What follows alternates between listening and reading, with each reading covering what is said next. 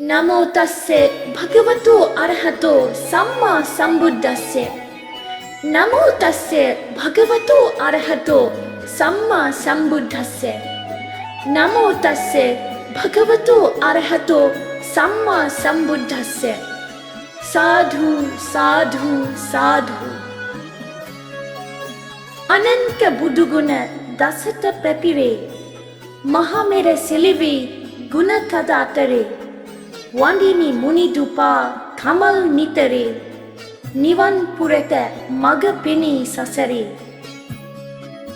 අරහත් දජයයි මේ කසාවත ලොවටම අගනා පුණ්‍යම කෙත සසරින් එතරට යනිනා නැව වඳිමු සංගරුවන සිත පහදා.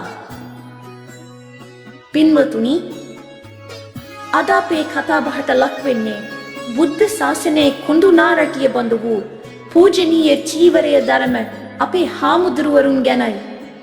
විශේෂයෙන්ම වර්තමාන සමාජය තුළ භික්ෂූන් වහන්සේ දෙස බලන ආකාරය සහ එහි ඇති පිත්ත ඇත්ත ගැනයි අපි කතා කරන්නේ. බුදුරජාණන් වහන්සේ දේශනා කළ ආනන්දය මම නැති කල මාගේ ධර්මයත් විනයත් ශාස්ත්‍ර කොට සලකන්න කියලා. ඒ චීවරය නිකම්ම රිදි කැල්ලක් නෙවෙයි. එය අරහත් භජයයි.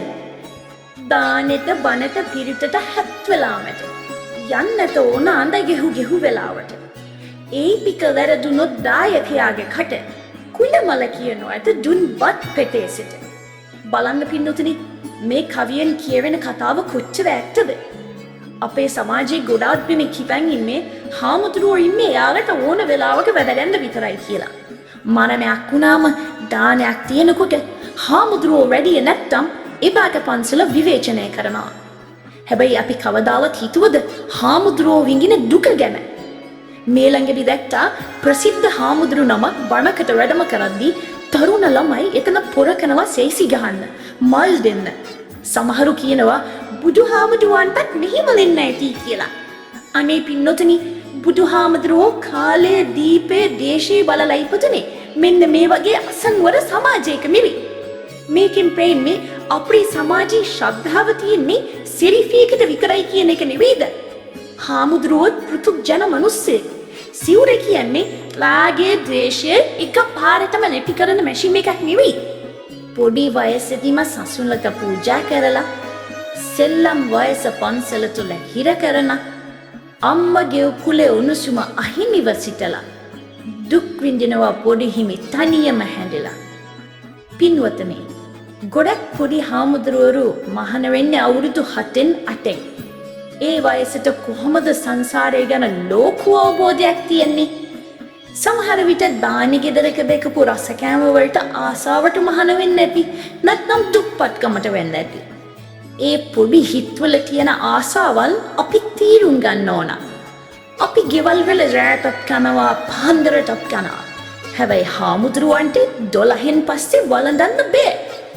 ඉස්කෝලේ උගන්වන හාමුදුරුවෝ හදිස්සියට 12ට කලින් දානෙට දුවනකොට සමහර ගුරුවරු ආනවා දැන් කපයි නේද හාමුදුරුවනේ කියලා. ඒක හරිම අමානුෂිකයි නේද? රැට නොකා හිටියා කියලා නිවන් දකින්න පුළුවන් නම් අපේ රටේ ඩයට් කරන ලලු මිරියෝ ටික තමයි ඉස්සෙල්ලාම රහත් වෙන්න ඕන. තරුණ වයසේ සිටවිලි සිත තුළ නැගිලා සිවුරේ බර දරා ගන්නට බැරි වෙලා උපවැඩි වෙන්න ගේවෙට ගෙදරට ඇවිල්ලා අවමන් කරයි ලෝකයේ වට වී සිටිලා. යම් කිසි කෙනෙක් තරුණ වයසේදී තීරුම් ගත්තොත් මට මේ සිවුර දරා ගන්න අමාරුයි, මම ජීවිතයේදී යනවා කියලා, ඒක වරදක්ද?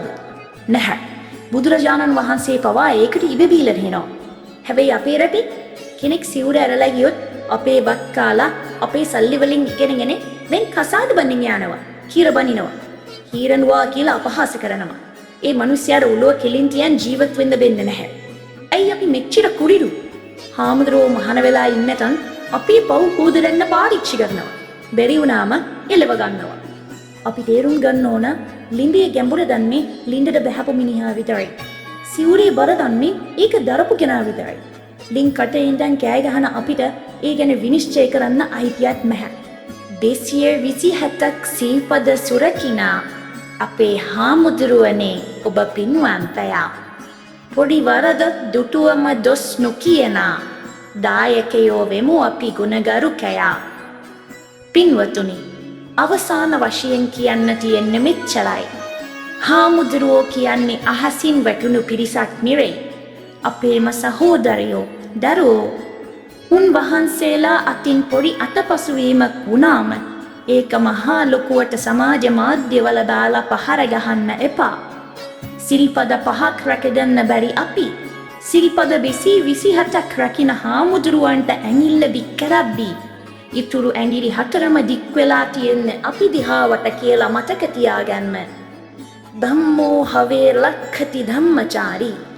ධර්මයේ ලකින කෙනා ධර්මයේ විසින්ම ලකිනවා. අපි අපේ බෞද්ධකම රැකගමු. හාමුදුරුවන්ට ගරු කරමු. මේ පින් බලෙන් සම්බුදු සසුන සුරකින මහා සංඝරත්නයටත් දහම් අසන ඔබ සැමටත් නිදුක් නිරෝගී සුවය ලැබේවා. නොදැනින කමක පොඩි හිමි නමක් අකින් බන සුළු වරදක් ලොකු කර ගල් මුල් නොගසන කහවත දරන ඒ බුදු පුතු සුරකින ගුණ බර මිනිසුන් වෙමු අපි හිතන පතන.